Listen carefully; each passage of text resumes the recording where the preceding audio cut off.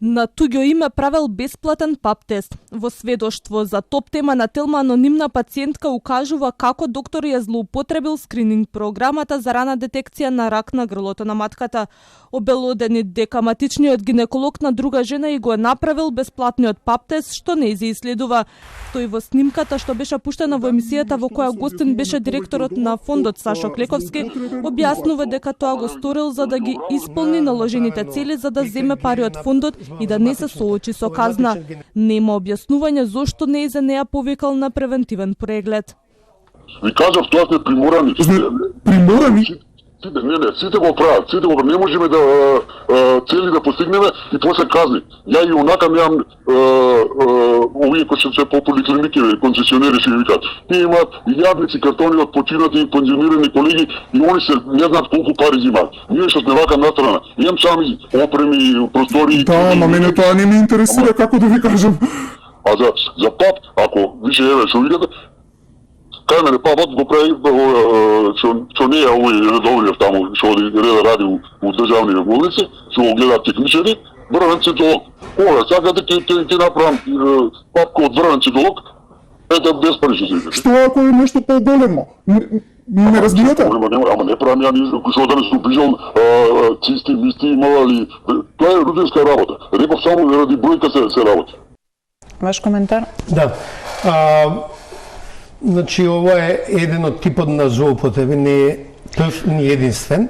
Ние сме отворени на представки од граѓаните по кои реагираме. Во основа, ова спаѓа во доменот на лажно упатување, која се кријат лажни упати и лажни третмани, за да се постигне потребното ниво на услуги, фактички тоа е лажење на фондот. Сведочењето на пациентката во вчерашната топ тема предизвика бура од реакција, особено на социјалните мрежи, од загрижени граѓани кои се прашуваат што се има во нивните здравствени картони и дали може би имаат туги диагнози на нивно име, до пораки од лекари кои уверуваат дека нивниот колега морал така да постапи. Мене пред 2 дена ми стаса покана од мојот матичен за да направам бесплатен пап тест. Кај истиот матичен сум од моите 18 години и првпат ми стаса такво нешто. Изгледа се работи за исполнување на цели за да си наплати. Јас никогаш не сум добила покана за никаков скрининг, за никаков преглед и тест. Слушам другите мои пријателки добиваат. Во една поликлиника во мој картон кај матичен лекар и кај матичен гинеколог си допишуваа прегледи на кои не сум била, за да наплатуваат од ФЗОМ. Па така ме ставиле дека сум била за инфекција на УВО за контрола кај гинеколог. Кој знае уште што ми допишале, не вршев истрага до крај. Од лекарската комора, иако како што велат не се во надлежност ваквите случаи, сепак по долг период алармирале и реагирале до фондот, меѓутоа повратен одговор немало. Лекарската комора секогаш инсистира на професионално и стручно работење на лекарите кои ќе биде во согласност со позитивните правни прописи во нашата земја. Секое друго однесување е неприфатливо. Треба да биде индивидуално утврдено и соодветно санкционирано.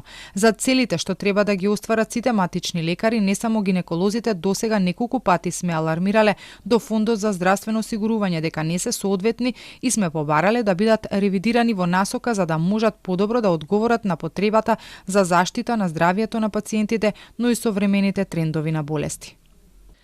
Пред околу 1 година Министерството за здравство донесе одлука матичните гинеколози да не прават бесплатен пап тест за жените секоја година, туку на секои 3 години. Предходно и КОТ истражуваше и откри дека се злоупотребувале лични податоци и преку мој термин. Во име на еден човек се прегледува друг, а тугите резултати и туѓата диагноза стојат на пациентот кој не се прегледал. Тогаш Скопјанка во сведоштво за КОТ раскажуваше како се шокирала кога на преглед на клиниката за гастроентерохепатологија и кажале дека резултатите биле подобри од вчерашните, но не можела да го убеди доктора дека резултати од претходниот ден нема и дека таа првпат дошла на преглед. Веднаш по емисијата Агенцијата за заштита на личните податоци започна со вонредна супервизија во клиниката и констатираше дека податоците биле злоупотребени.